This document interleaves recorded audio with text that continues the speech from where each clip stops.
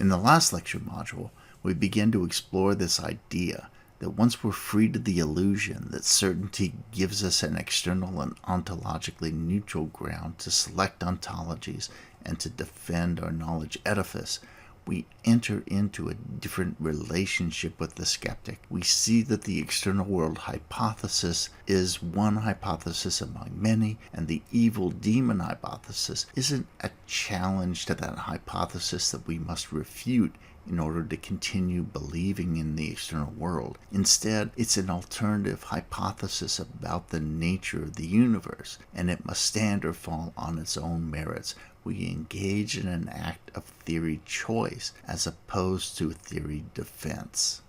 When we properly understand the nature of the real skeptical challenge, we see that we have an ontological commitment, a belief about the nature of the world. The skeptic comes in and offers an alternative hypothesis.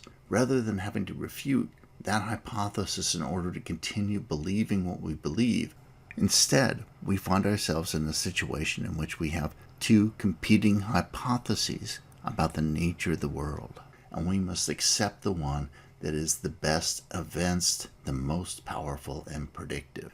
When we reconceive of the choice in this manner, the skeptic is at a disadvantage. The evil demon, it's commonly asserted, acts to make all of our beliefs about the external world false. It is this potential for universal falsehood that raises the difficulties for the evil demon hypothesis as an alternative hypothesis. The hypothesis predicts that all of one's beliefs about the external world are false. However, in order to make sense of the evil demon scenario, one must have certain beliefs which would be true on the evil demon scenario, thereby falsifying its central prediction. Such beliefs would violate the very supposition of the evil demon hypothesis. To name just a few of these beliefs, it's possible that this red object is not really as I perceive it. It's at least remotely possible that I am wrong in many of my beliefs about the external world. Sensory experience does not rule out an evil demon with complete and utter certainty. So the very nature of the beliefs one must find plausible in order to find the evil demon hypothesis remotely plausible are beliefs,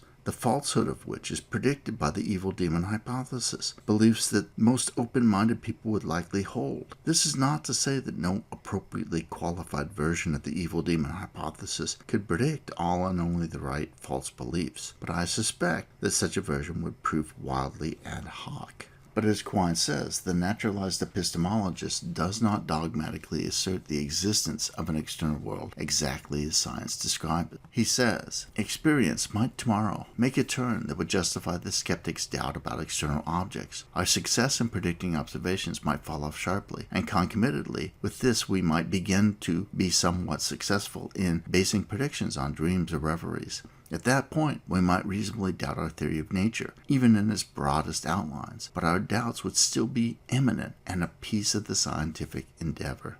My point is simply that versions of the evil demon hypothesis philosophers commonly offer as relevant alternatives in epistemology are not really remotely adequate to the task. The skeptics travel quite quickly from a very weak sense of conceivability to ontological possibility to relevant alternative. I suspect, as did Quine, that this ease of movement is greased by an unwarranted confidence in the power and ontological neutrality of certainty. If one thinks that certainty provides one with a way to step outside of the limitations of one's own perspective, thereby discovering the ontological irrelevance of such scenarios, one will be less worried or suspicious about allowing them. Likewise, such scenarios benefit from the feature of human thought, whereby one will find possibilities more probable when one is told a story, or even imagines a story, about how those possibilities could come to be. Thus, we find the possibility of the universal failure of our cognitive systems more probable when we hear a story, even if the story itself is very vague and unlikely. Turning next to the explanatory and predictive adequacy of the skeptical hypothesis. Here again, Hume proves helpful to Quine. The evil demon hypothesis has at least one of the same difficulties raised by Hume with regard to the teleological argument for the existence of a benevolent God. That is, rational, even if evil choice, always requires an explanation via the principle of sufficient reason.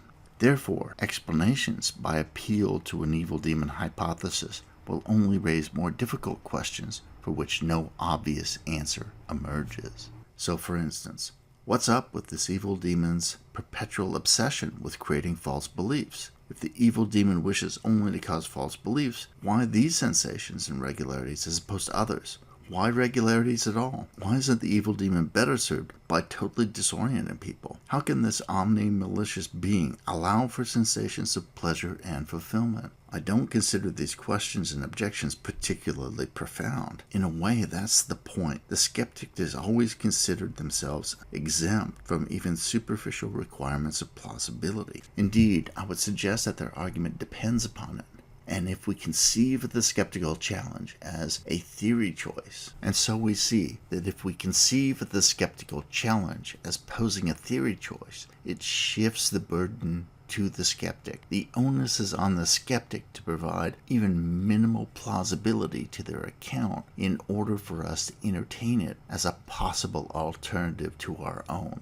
And so we see Quine rejects traditional epistemology on two grounds. On the one hand, he rejects it because he realizes that certainty alone is inadequate to the enormous task of world building.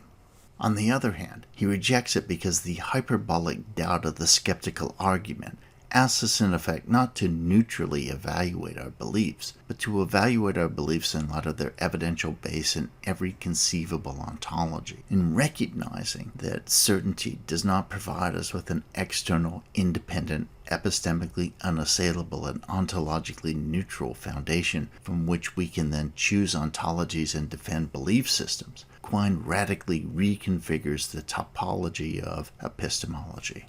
In the next lecture module, we'll switch focus. We'll move from talking about Quine's rejection of traditional epistemology and his response to the skeptic, and we'll outline and look at his positive view.